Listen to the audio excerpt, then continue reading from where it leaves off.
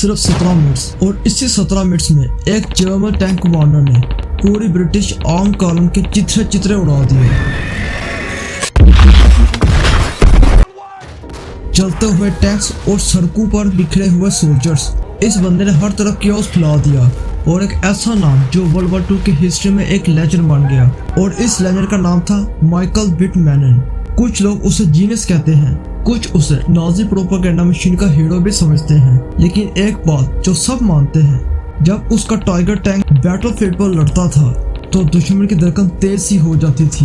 ये कहानी है वायलर्स बोकेज के उस खौफनाक हमले की, जहां सिर्फ एक आदमी ने पूरी लड़ाई का नक्शा ही तब्दील कर डाला। लेकिन असल सवाल ये है, क्या माइकल विटमैनन वाकई एक मिलिट्री जीनियस था? तो दोस्तों, आज की इस वीडियो में जानते हैं। जून 1944 नॉर्मंडी के खेतों में जर्मनी को पीछे पुश कर रही थी।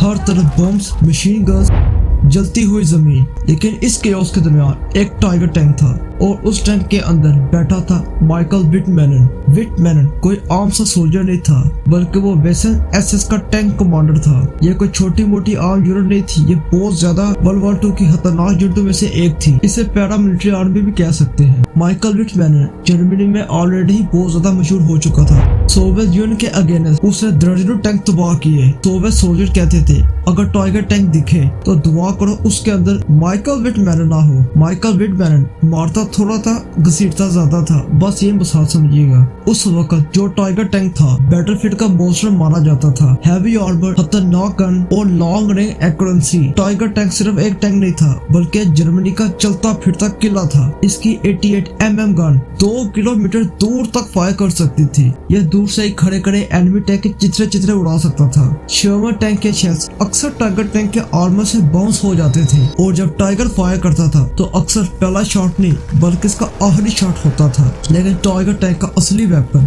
सिर्फ उसकी गन नहीं थी, बल्कि उसके अंदर कमांडर था।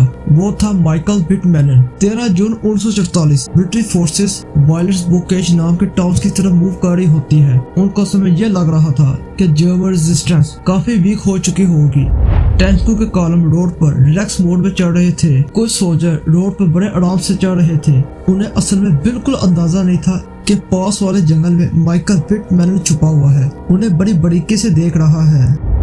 सुबह का वक्त था। विटमैनन ने दूरबीन उठाई। उसने देखा ब्रिटिश टैंक्स एक लॉन्ग कॉर्नर फॉर्म में खड़े हैं। यह टारगेट इसके लिए तड़ने वाला सा साबित होने वाला था। उसने सिर्फ एक सेंटेंस बोला, अटैक। टाइगर टैंक रोड पर निकला और फिर बूम।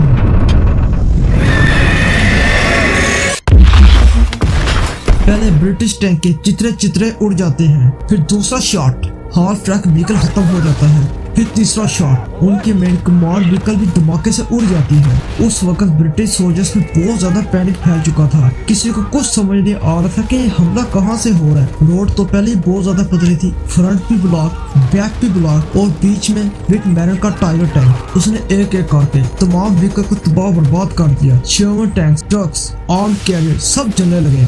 अब सवाल दोस्तों ये है कि एक ही टैंक इतना डैमेज कैसे कर सकता है? आंसर बहुत ज्यादा सादा है, surprise attack. British convoy open road पर खड़ी थी। जो उनके टैंकों की फॉर्मेशन थी वो भी बहुत ज्यादा वल्नरेबल थी, और विटमैनन ने एक परफेक्ट टाइमिंग यूज की।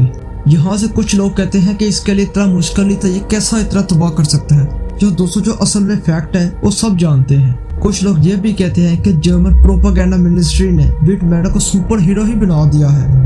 न्यूज़पेपर्स ने लिखा वन मैन आर्मी। बहुत ज्यादा फोटोज भी पब्लिश हुए, पोस्टर्स बने, और जर्मनी के लिए वो एक नेशनल हीरो बन चुका। इससे पिछली वीडियो में भी अर्नेस्ट बॉकमैन ने कुछ ऐसा ही किया। तो अपनी पैंथर टैंक के साथ छुपा हुआ था। वो एक अच्छे मौके की तलाश में था, फिर अचानक बूम, पहला शर्मन टैंक के चित्रे उड़ते। दोस्तों, अगर आपको मेरी ये वीडियो अच्छी लगे तो आप मेरी पिछली वीडियो भी देख सकते हैं, वो भी इसी तरह की बहुत ही मजे से बनाई गई है। दोस्तों, अगर आपको मेरी ये वीडियो अच्छी लगे तो मेरे चैनल को लाइक और सब्सक्राइब कर सकते हैं, ताकि यार मैं इस तरह का मजीद कंटेंट अच्छा से अच्छा करके आपके सामने पेश कर सकूं। तो दोस्तों, शुक्रिया आपका बहुत बहुत।